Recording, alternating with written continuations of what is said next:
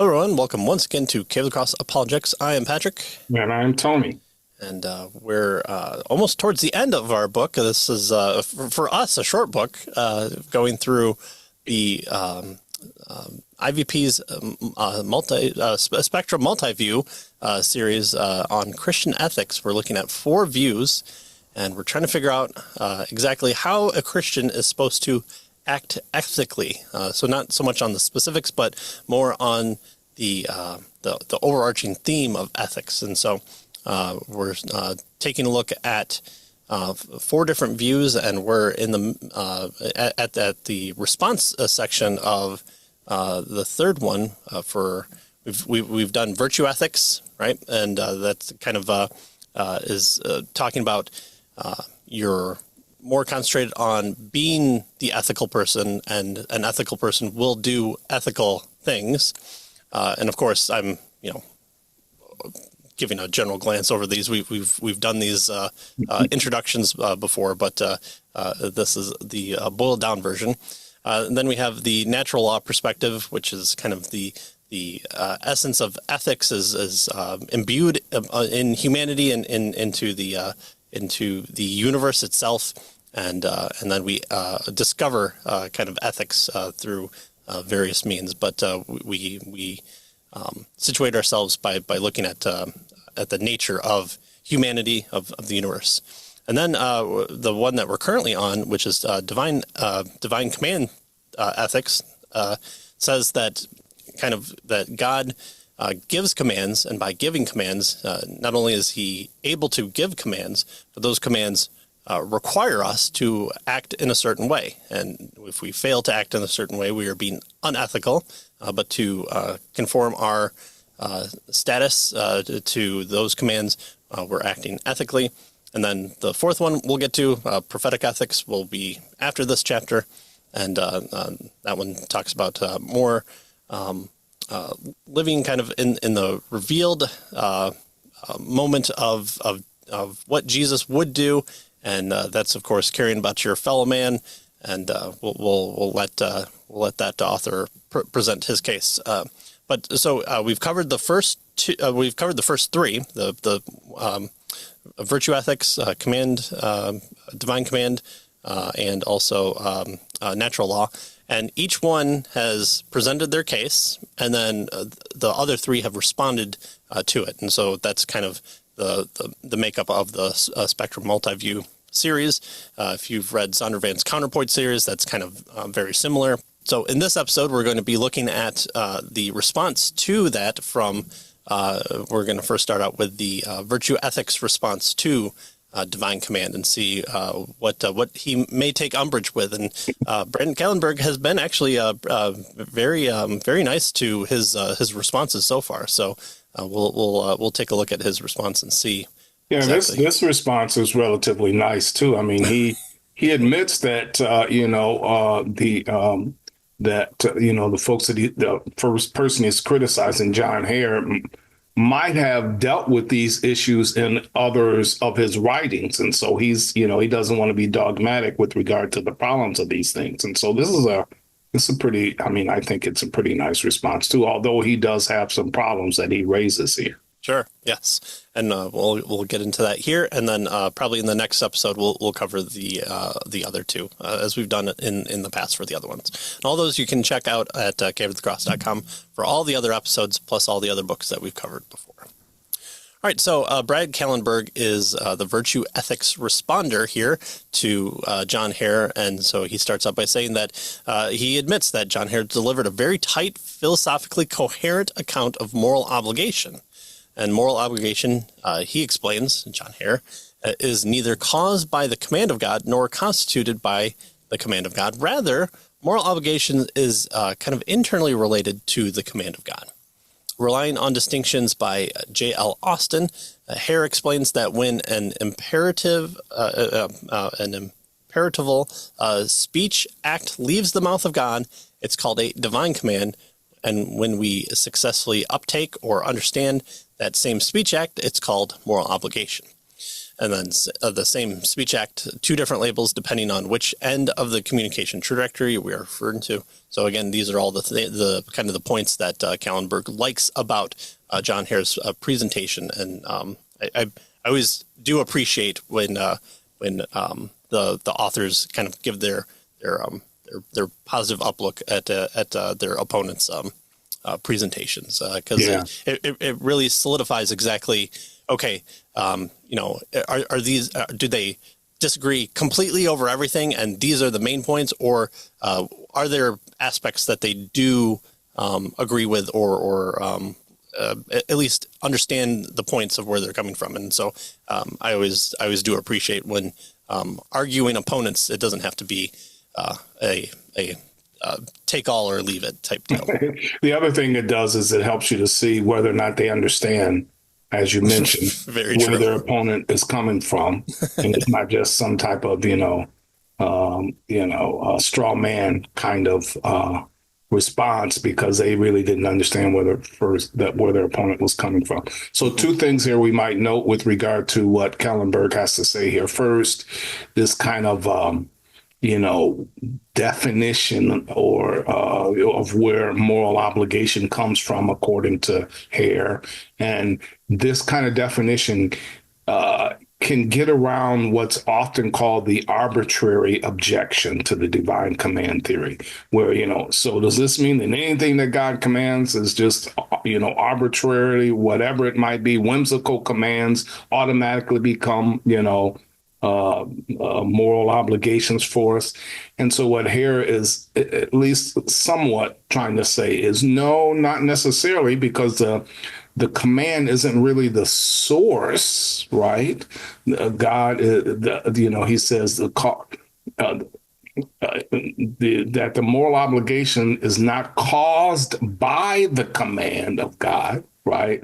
Nor constituted by the command of God. So it's not, the command isn't doing those things, because what he wants to say, I think, and what often theists say with regard to this, is that it's the character of God that where the goodness comes from, not the command. The command is just outward verbal expression of God's character. And so I think that's one. So that's a thing that he points out here that Hare is attempting to do.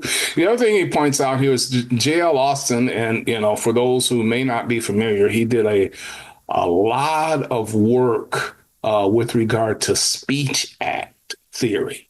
And basically, the idea of a speech act is that some of our speech, some of the things that we say, do something in the language. They don't just communicate facts or whatever, or they do something. They cause something to happen. That's the basic idea of the speech act theory.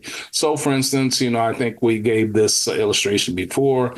You're rounding the bases, you get to home base, and you slide in, and the umpire says, "You're out." Well, speech act theory says the umpire did something in the language. He caused something to happen. What did he do? Well, he caused the runner to be out, right? Or the minister says, "I now pronounce you man and wife." Well, he did something in the language. What did he do? Well, he caused these folks to be married, and to a certain extent, right? Mm-hmm. So that's the basic idea of speech acts. And so he's suggesting here that Hare is relying on this speech act theory by Austin to allow an explanation for divine command theory. So those are the two things that Kallenberg points out with regard to Hare here. Now, Kallenberg goes on to say he has three specific difficulties that he has with Hare's model. Now, he says that these are minor difficulties, and he includes this, that it might be simply a function of the word limits placed on each of them as they are writing their piece for this particular book, right? So he's not saying that these are problems that Hare may not have dealt with other places. In fact, he says, for all I know, the questions I have may have been dealt with already in one or more of Hare's many writings. And so he's only going to briefly mention these three. And then he's going to move on to his primary concern, right? So he has these three issues that he wants to raise, and then his major issue, his primary concern, he's going to raise. Very magnanimous of him Yeah. to do that. Yes. Yeah. All right. So first, his issue is that Hare's model appears to be a model of ethics for the lone individual. So textually speaking, this flies in the face of the fact that the vast majority of scriptural imperatives are delivered to the plural, to the y'all as a group. And as someone who's going through a church Greek class, I'm finding myself beholden to my Southern brothers and sisters a lot more by graciously giving us the term y'all, so that I can find exactly where the hidden pronoun is in some of the text. And, And of course, I'm recently moved to Texas here, and so I hear this kind of language all the time. Y'all. Yes. so yes, I cannot hear y'all without thinking Greek, which I'm sure my teacher is very happy with. All right, so these scriptural imperatives are delivered to kind of a group aspect, and so rather than the singular, to the you there wearing the green shirt as an individual is the example that Kallenberg gives here.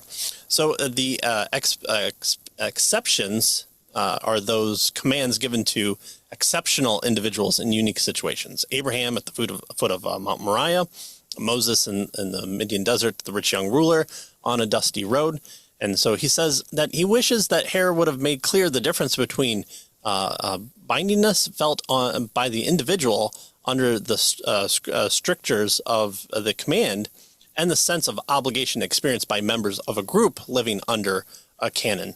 I want to say that he was almost lauded against this in his presentation of not quite developing the individual versus group mentalities. But this is something here that he's saying that he doesn't believe that Hare makes clear is a divine command to be followed kind of in a group aspect, which Scripture kind of almost wholly gives to people. Go, y'all, into the world and declare the gospel.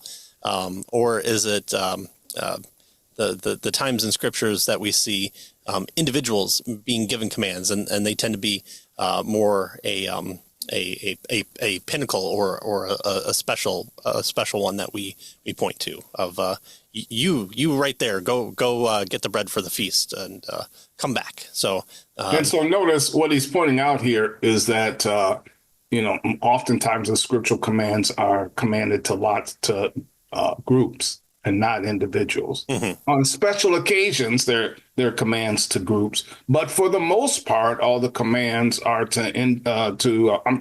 on special occasions, they're commands to individuals. Right. But for the most part, what he's suggesting here is the commands of God are given to groups, right? And therefore, he wants Hare to make that distinction, and he wonders if Hare's model allows for that kind of distinction. And so that's an issue that he's trying to raise here. Right. All right. His second one then, he says Hare claims that God can use imperative sentences to give us advice or invitation where these acts do not create obligation.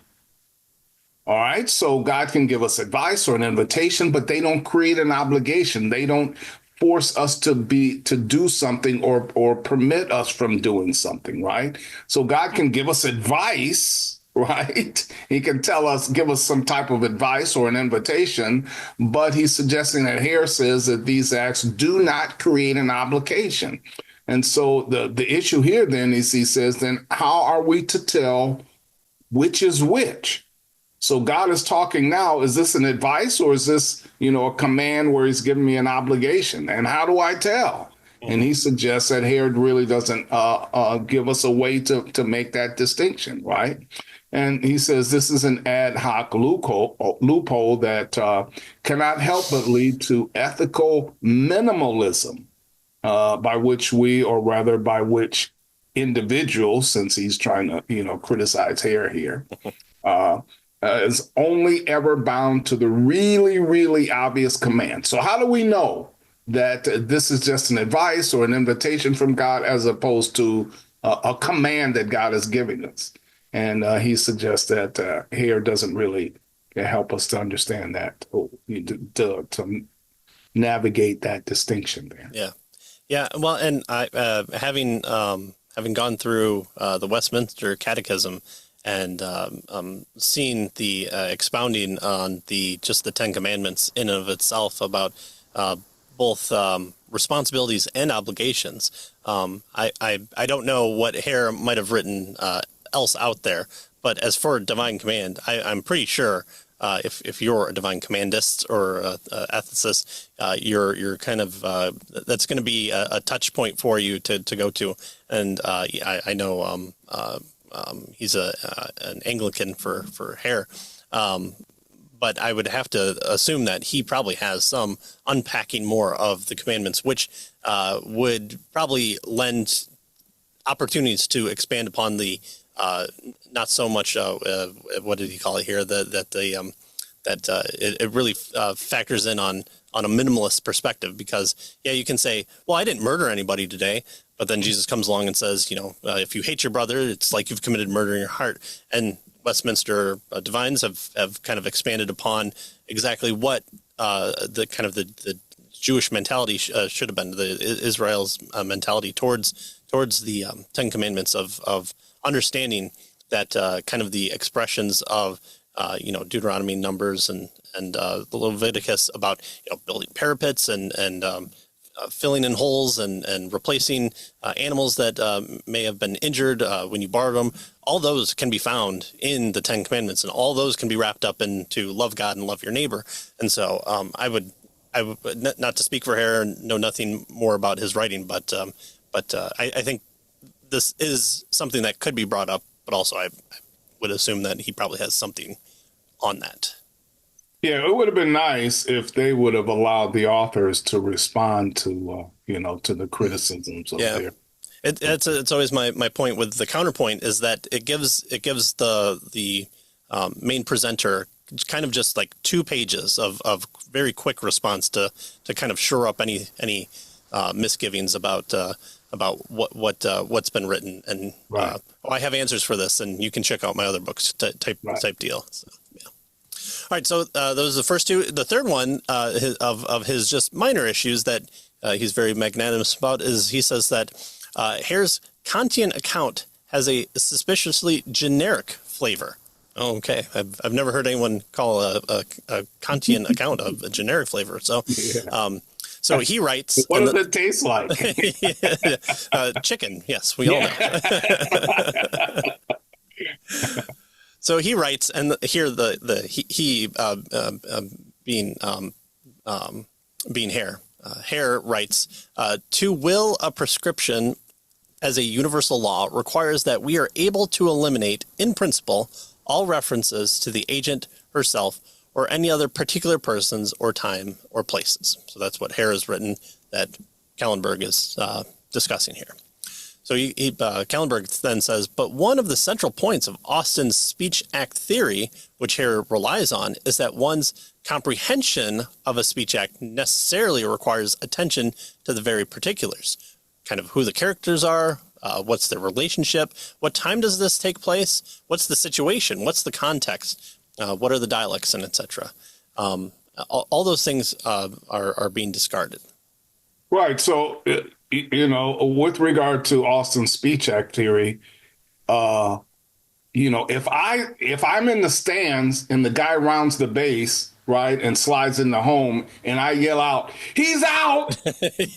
Well, that doesn't mean anything, and nor did it accomplish anything, right? There's a specific thing that has to be done. There's a specific, location, a specific person who has various authorities. So it's really specific and particular with regard to, how this speech act has to be carried out. And so to try to make it a universal law, as he's criticizing Hare here, he says doesn't really fit with Austin's speech act theory, right? And he says context matters, as does our skill in reading particulars. So if we take up language seriously, we must also take seriously all the particulars that come with language. Navigating all the moving parts, not only context, but also character, relationships, those things that you listed there, time, situation, dialect, and so on, requires a set of special skills, habitual skills cultivated, he tells us, over a long time and assisted by others who are better at it than we are. And he calls this set of virtues fluency. So he's a virtue ethicist, and he says that these various, it takes a certain kind of virtues in order to even have these speech acts interpreted, right? So, yeah. So that's his kind of his third, reaction here. Small problem that he has with Hare. Right. Going back to your umpire analogy, there are some umpires who, no matter how many years in the game that they have, if they make any call, it's to be viewed with suspicion. So that's right. Yes. Yeah. It didn't accomplish anything because I don't agree with it. Right. Exactly. Yeah. And now sometimes the camera doesn't even agree with that. Yes. Yeah. So those are kind of the three maybe minor disagreements, things that Kellenberg believes that Hare can kind of shore up or has addressed elsewhere. But he says then that he's going to turn then to what he takes as the central difficulty to Hare's model. So this is his big takeaway that he wants to say I disagree with the most on. So he says, why ought we assume that the Christian moral life is all about commands, right? So why should we assume that the Christian moral life is just all about the commands? Recall that by Hare's account, there are many goods in life among which the individual ranges freely, that we can pick and choose certain things. Not everything is command, so there is choice offered to us, and we're able to pick from those and be not right or wrong, but just have the ability to pick. Moral obligation, by Hare's account, is that subset of those goods that are explicitly commanded by God. But why assume it's all about God as commander? God is pleased to be called by many names and occupies many roles. To restrict it all to a single name or role is to get something wrong, right? So we probably have made the same point before. If all you view from Scripture is that God is love, right? So one of the 5 verses that all unbelievers know, and so they'll be willing to throw back at you, well, God is love, and this doesn't seem very loving of you. You should be more like your God, right? But he's not only love, right? He's not only a commander. He is also various other things. He's a judge and a friend and father and a king. And all those things have different agencies to them. So why are we just focused here on assuming that God is only a commander? It's not that commands are irrelevant. It's the making commands the whole story. It distorts the picture of Scripture here. Right. Good. Yeah. And so he kind of doubles down on this notion, right, of, seeing God only as a commander, and therefore moral obligation only comes from commands. He says, just as we occupy many nuanced roles with each other, so too God is pleased to reveal himself to us in manifold roles, and we learn to relate to him accordingly. The Christian moral life does not happen only in those moments when we relate to God as a commander, right?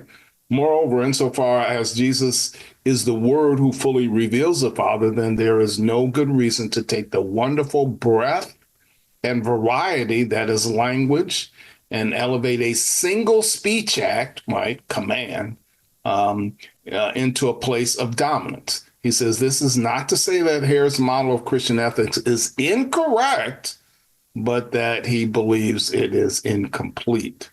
And so that's kind of his basic criticism here. So if you have a God who acts virtuous, then by virtue, you have an ethical God. So I'm sure he will like that position a bit more. And again, we have said multiple times on the show that there's a lot here that we don't cover. We kind of just boil down kind of the main points or the main argumentation, or even just the stuff that we want to talk about.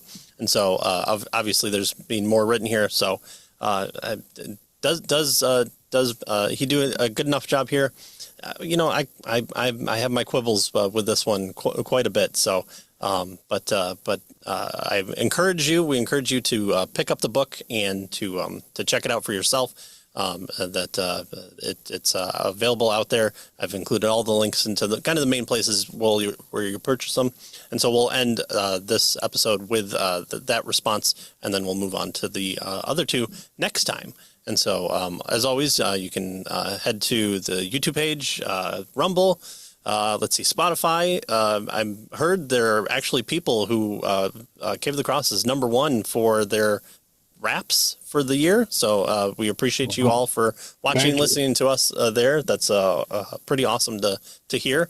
And no, it's not just my parents, because I don't even think they listen to me. They probably did that enough a long time ago. So, and then, of course, caveofthecross.com. You can check out all the episodes there. And so join us next time, where we'll be covering the natural law response and the prophetic ethics response to divine command. So thanks for joining us, and we'll see you next time. See you next time.